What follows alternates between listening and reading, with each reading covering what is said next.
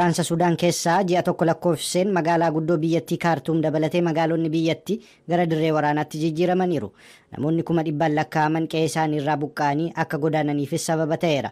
Akka gabaasa Associated Pressitti hojjettoota gargaarsa namoomaa dabalatee namoonni siivilii ta'an wantoota barbaachisoo kanneen akka midhaan nyaataa, bishaan dhugaatii fi meeshaalee deeggarsa yaalaa argachuuf hedduu rakkoo ta'eera. Dhaabbata mootummoota gamtoomaniitti itti aanaa dubbii himaa kan ta'an Farahaan Haq wiixata darbee ibsa sabaa himaaleef kennaniin dilbata darbe Kaartuum keessatti mooraan guddichi kan sagantaa nyaata addunyaa World Food Program meeshaa waraanaan haleellaan irratti raawwatamuu isaa mirkaneessaniiru. Sababa haleellaa kanaanis dhaabbileen gargaarsa namoomaa kan mootummoota gamtooman hedduu rakkachuu malu jedhan Farahaan Haq.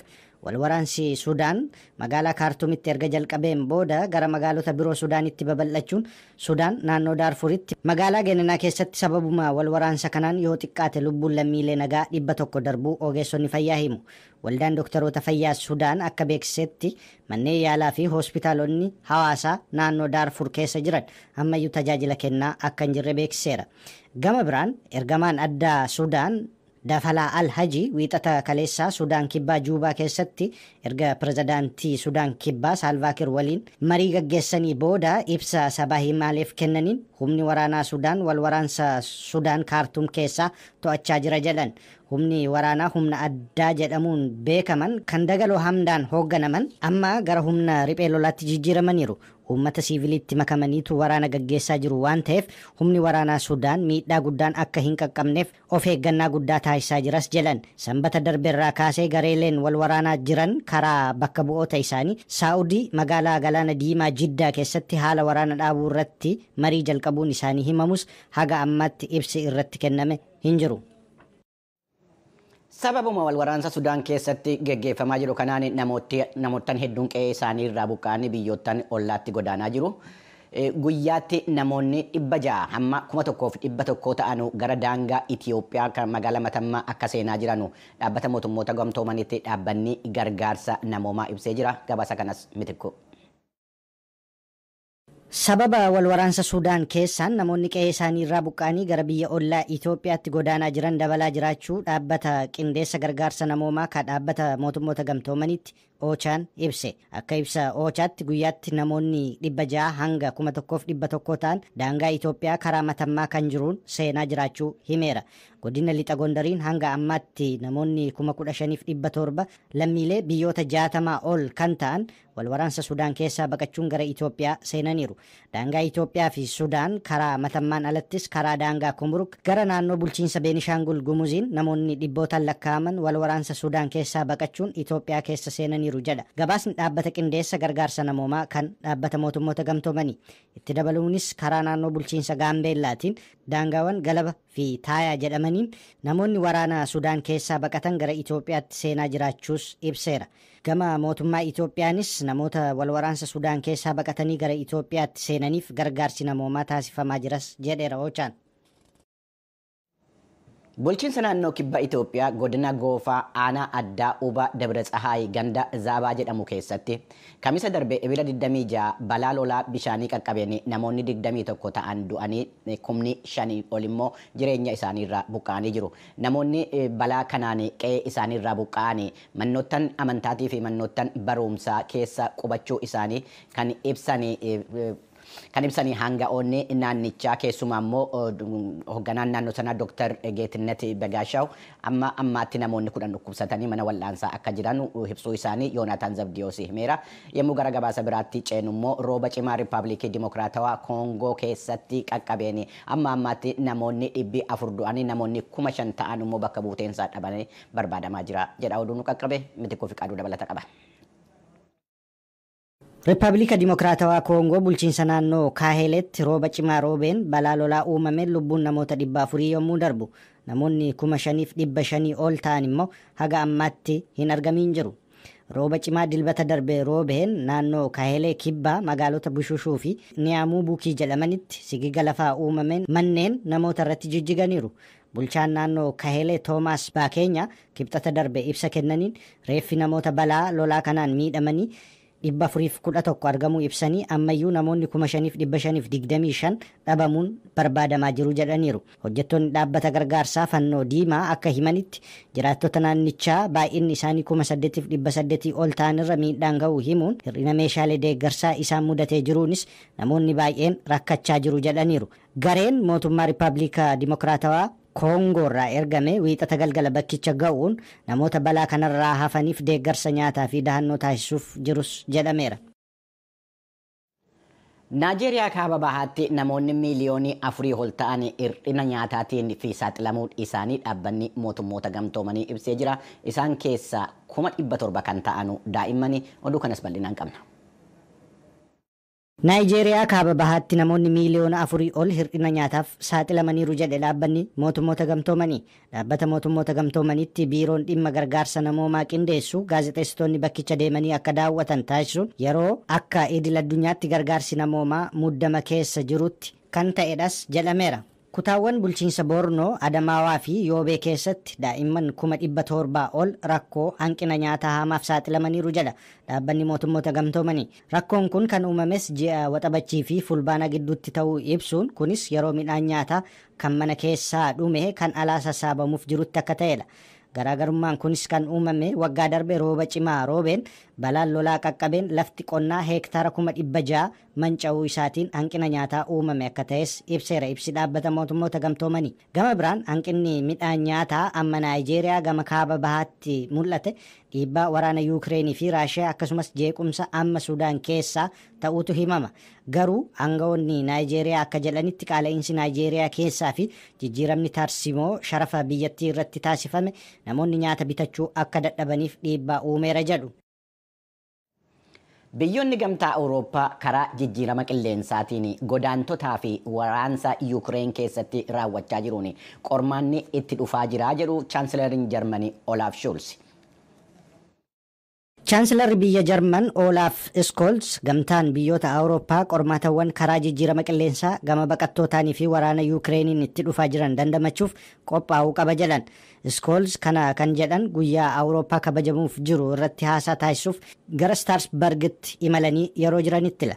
Kuni Awurooppaaf yeroo muddamaati. Waraanni gara Awurooppaatti garagaleera. Raashiyaan Yuukireen irratti haleellaa banuun qajeeltoo biyyoota Awurooppaa irratti haleellaa banuudhas jedhaniiru. Gaaffii qoqqobbii kaampaaniiwwan Chaayinaa irratti kaa'amanii dabalataan itti fufuu jedhamee isaaniif dhiyaateef Scholz kaayyoon keenya qoqqobbii kaa'ame jiru itti fufsiisuu fi kan itti aanus isa dhumaa miti jedhan.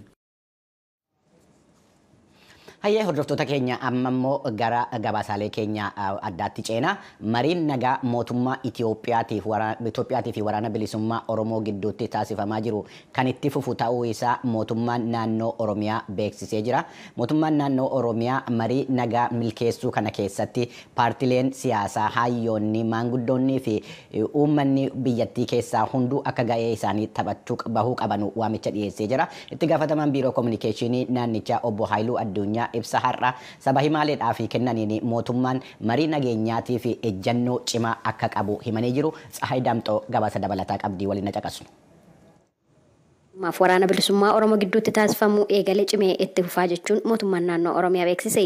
Hoogganaan biiroo kominikeeshinii mootummaa naannoo Oromiyaa obbo Haayiluu Addunyaa akka jedhanitti mootummaan garaagarummaa jiru mariin hiikuuf kutannoo qabaa jedhan. Xiyyeeffannoon keenya waldhabdee hunda karaa waraanaan furra kan jedhu hin qabnu. Amantaan keenya karaa nagaa, karaa qaroomina qabu.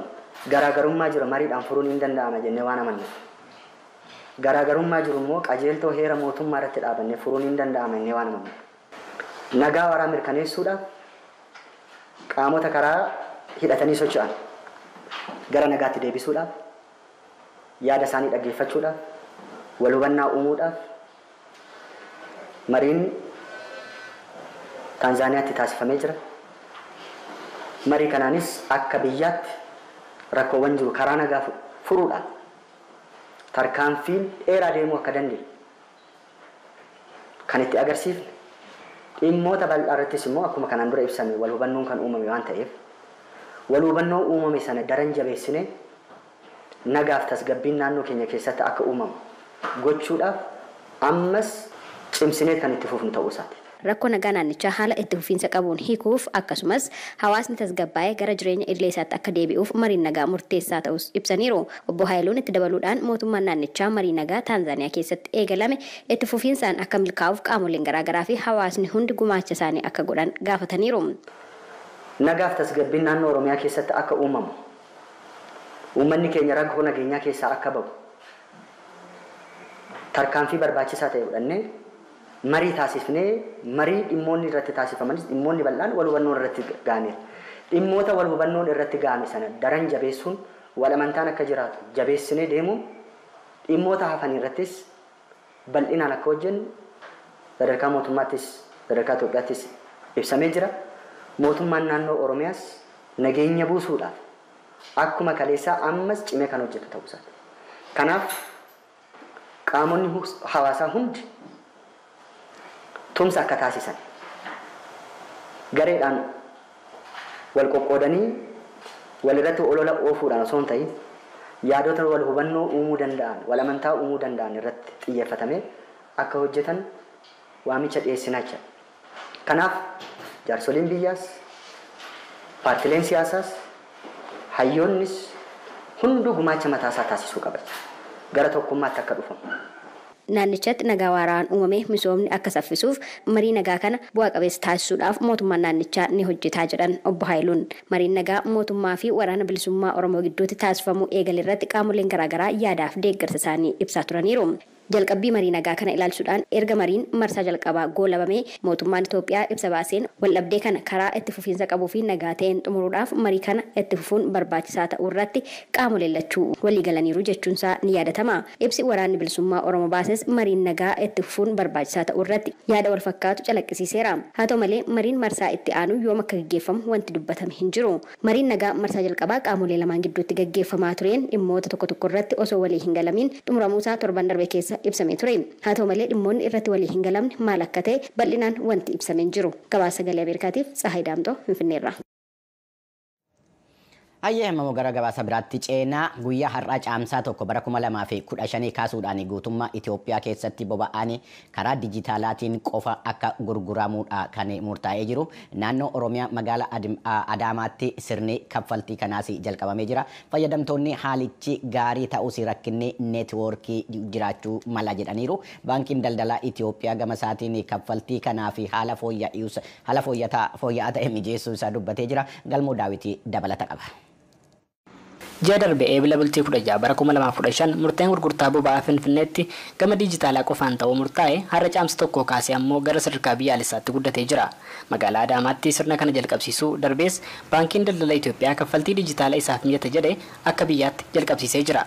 Fayyadamtoonni garuu ammaa kaffaltiin boba'aa kuni gama kanaan ta'uun isaa akka filannootti ta'ee jedhu. Meeratuu Girmaa konkolaachisaadha.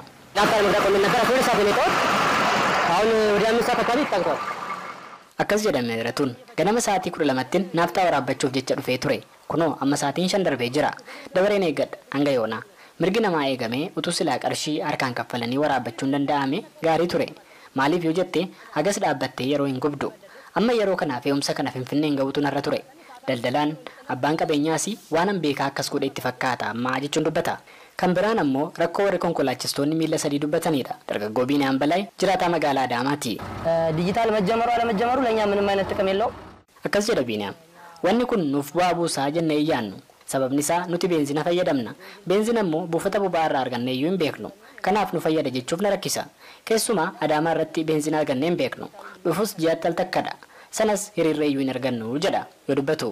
Beenzina ganda keessaa karaa seeraan alaatiin gatii qaaliidhaan bitannaa kan jedhu Biiniyaam yoo sirni kaffaltaa kun fooyyessa ta'e garuu kan ilaallu ta'a jedha. Obbo Ahmed Isaa dhaabbata Ollii Biyaa Adaamaatti hojii gaggeessaa fi abbaa qabeenyaati. በቀን እኛ ከ2 ሚሊዮን ብር ያላነሰ ወደ ባንክ ይዘን እንሄድ ነበር በ24 ሰዓት ውስጥ። አሁን 1.5ቱን ቴሌ ብር ነው። Akkas jedhu Obbo Ahmed duraan guyyaatti qarshii miiliyoona 2 ol fuunee gara baankii deemne turre. Amma garuu gara miiliyoona 1.5 kan ta'u teelee birriidhaan dabarsina. Neetworkiinsaas gaariidha. Sunniifis biyyaafillee gaarii ture. Amma immoo baankolii waan dhufaniif natti fakkaata dhiphinni wayii uumameera. Amma kanayyuu neetworkiin teelee birrii ni hojjeta. Kan baankolii kanaa garuu neetworkiinsaan hojjete. Konkolaatonnis dhaabbatanii jiru. Egaa fuulduratti baankoliin kunneenii fi mootummaan waan isaan yaadanii ani hin beeku jechaan dubbatu.